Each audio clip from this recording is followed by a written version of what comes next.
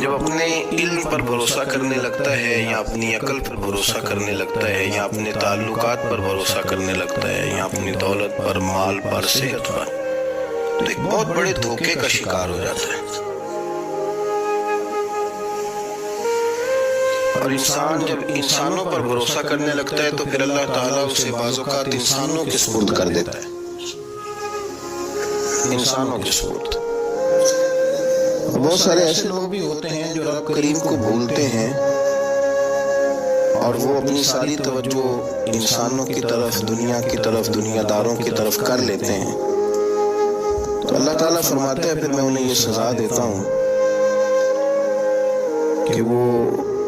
مجھے بھولنے نکلے تھے تو میں نے انہیں ان کا اپنا آپ بھی بھلا دیا،